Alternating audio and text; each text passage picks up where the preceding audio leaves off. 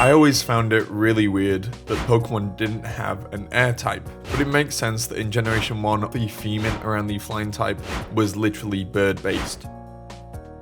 In Generation 9, Pokemon did introduce a move category based around wind moves, and this is kind of your air subtype, but the unique decision to go with a flying type rather than an air type, which we see in most other media franchises, always struck me as being quite odd. Flying as a type has always struggled a bit for identity. The vast majority of flying types are just birds, and it took us until Generation 5 to actually get a pure flying type in Tornadus. Flying has always been pretty unique amongst the other types and acts completely different to all of the others. You see, all flying types have a trait where they are ungrounded, and this is a really interesting mechanic. Pokemon that are ungrounded aren't affected by things like terrain, ground type moves, and some hazards. I say some hazards because Stealth Rock still affects them. There's actually a lot of ungrounded Pokemon. There are 124 different flying Pokemon, and there are 39 Pokemon who have Levitate. Adding these together and taking one away for Rotom Fan, who is the only Pokemon which has two of them, you get 152 Pokemon who are ungrounded. There is only one generation of Pokemon which has introduced more than that number of Pokemon, and that's Generation 5. 152 Pokemon makes up around 15% of all of the Pokemon in existence. This to me is a brilliant mechanic because it adds just another level into Pokemon.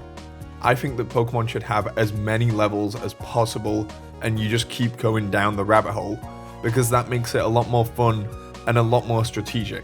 Also, as a side note, this just shows how good Hazards and Earthquake are, because despite the fact that 15% of Pokemon don't care about them at all, they still are good moves.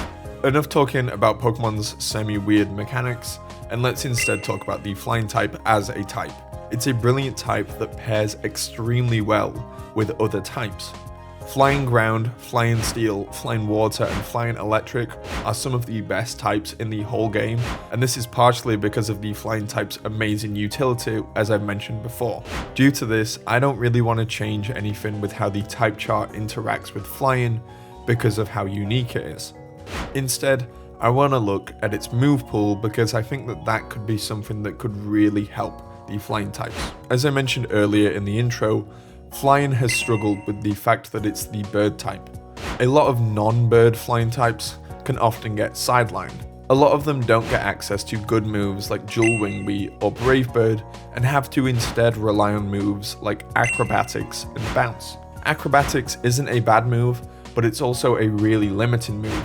And Bounce, well, two-turn moves just generally aren't good. Brave Bird is such a good move that basically anything else pales in comparison to it. If you are a physical flying type and you don't have Brave Bird, you're gonna really struggle. I'd like to rework some of the flying physical moves to make them fit with the non-bird Pokemon. I brought it up earlier, so I'll start with Bounce. Flying already has a bunch of two-turn moves, and I don't think Bounce really adds that much to it. Yes, it's a flying move that Gyarados can learn, but Gyarados would appreciate it way more if Bounce worked similar to Body Slam. Flying coverage can often be quite difficult to come by, so adding this would be really helpful. While we're on the topic of two-turn moves, why is Fly so hampered? If you're gonna have a two-turn move, at least make it 100% accurate. And also, Fly should be way stronger than it currently is. It should be at least 100 power if you're going for a two-turn move.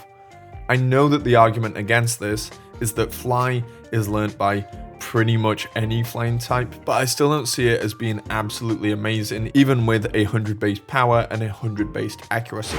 Although this move is probably more centered towards the bird Pokemon, I also think that Drill Peck could do with a rework.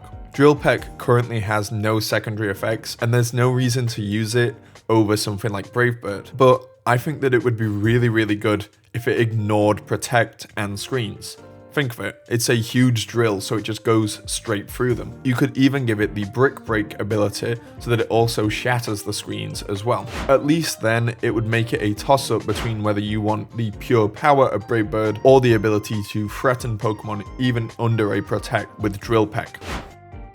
Having looked at a few of the physical options, let's look at the special counterparts. Let's start out with Air Slash, which is an absolutely terrible mid-range option for a move. I tend to think of Pokemon moves being in 3 categories.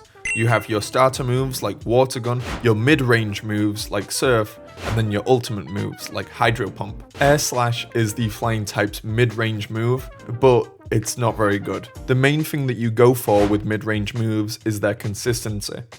Ultimate moves generally have some sort of drawback towards them, but mid-range moves are generally the moves that you can spam over and over again. Air Slash is not one of those moves because it has a chance to miss. I should point out here that I don't think that Air Slash is a bad move, but I don't think that it's a good mid-range move due to this lack of consistency. The Pokemon that generally get the most use out of Air Slash are those that have the ability Serene Grace.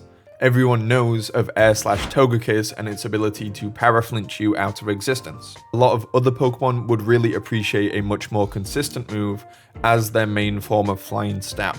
This is where I want to rework an old move into this new mid-range option.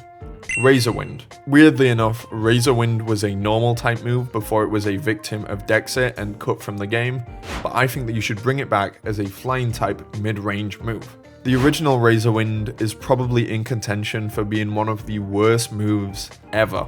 It was an 80 base power, 2-turn move with a high critical ratio that hit all adjacent Pokemon. That's just absolutely terrible. I wasn't happy with Fly's 90 base power for a 2-turn move. An 80 is just absolutely awful. The only thing that I would change about this other than its type is that it's now a single turn move. This would be really good in both singles and doubles with its ability to hit multiple different Pokemon.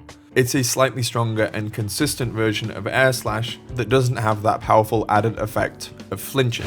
I'm surprised that Game Freak hasn't done this already, because the Pokemon that would benefit from it the most is their favorite Pokemon in the world, Charizard. Charizard would much prefer a more consistent attacking move compared to Air Slash because it can't generally run Hurricane due to its need to have the Sun Up and its solar power ability. Razor Wind would be perfect for it. So those are my changes that I would make to the flying type. It's a pretty complete type compared to all of the others that I've looked at, but what would your changes be? If you've enjoyed this video, I hope that I've earned a like or a subscribe from you, because I'm aiming for 500 subscribers this summer and it would be great if you could help me out with that. Thank you.